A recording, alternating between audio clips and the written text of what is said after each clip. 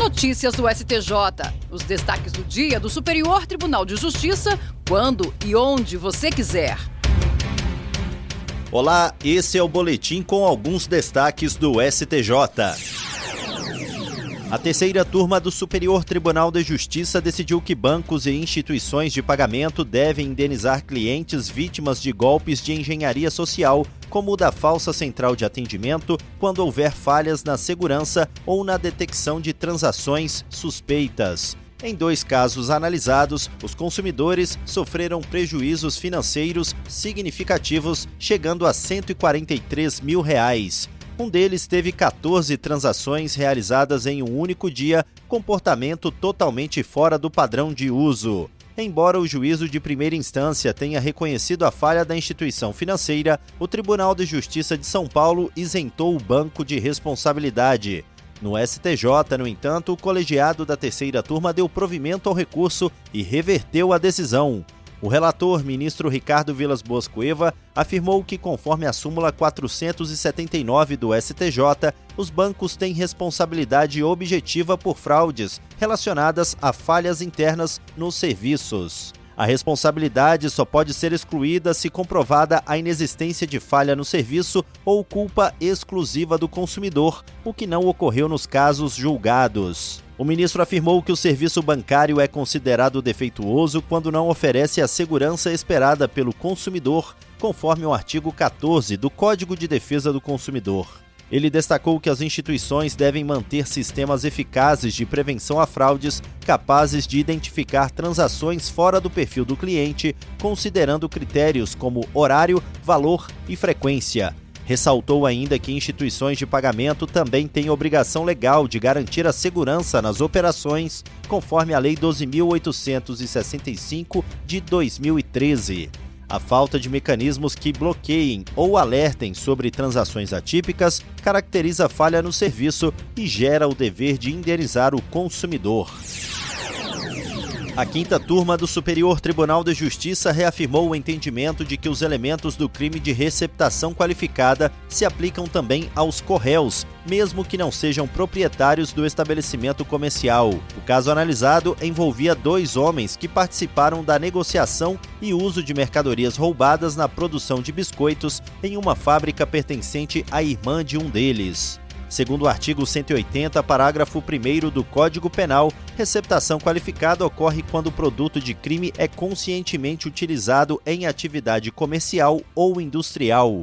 O juízo de primeira instância e o Tribunal de Justiça de Minas Gerais condenaram apenas a dona da fábrica por receptação qualificada e os demais por receptação simples. O Ministério Público recorreu ao STJ e o colegiado da quinta turma reformou a decisão. O relator, ministro Joel Ilan Paciornik, apontou que houve concurso de agentes, com pluralidade de condutas e vínculo subjetivo entre os envolvidos. Ressaltou que, como o crime foi cometido no âmbito de uma atividade empresarial, o caráter qualificado do delito deve ser estendido a todos os participantes nos termos do artigo 30 do Código Penal. O colegiado adotou a teoria monista, segundo a qual todos os envolvidos em uma infração respondem por um único crime, independentemente do grau de participação individual. Assim, não é necessário que cada coautor exerça atividade comercial ou atue de forma habitual. Basta que tenham contribuído para o crime com tais características, mesmo que de forma pontual.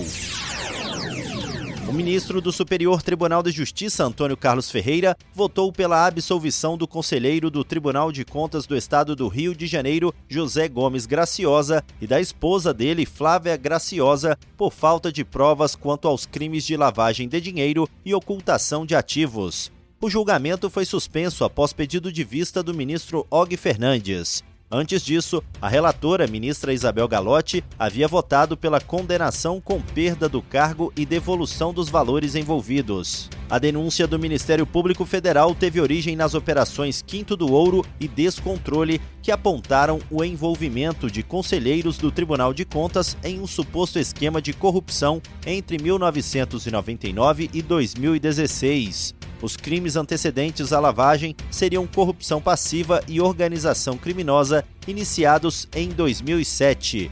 O ministro Antônio Carlos Ferreira, revisor da ação penal na Corte Especial, destacou que para configurar lavagem de dinheiro é necessário nexo causal entre os recursos ocultados e os crimes antecedentes. Segundo ele, a denúncia não demonstrou que os valores mantidos em conta no exterior, aberta em 1998 e com último depósito em 2002, tinham origem nos crimes iniciados em 2007. Antônio Carlos Ferreira concluiu que, sem prova da relação causal, cronológica ou lógica entre os fatos e os crimes indicados, não há como sustentar a prática do crime de lavagem de capitais. E esse foi o Notícias do STJ de hoje. Para ouvir mais, acesse o Spotify ou o SoundCloud do STJ. Tchau, tchau. Notícias do STJ, uma produção da Secretaria de Comunicação Social do Superior Tribunal de Justiça.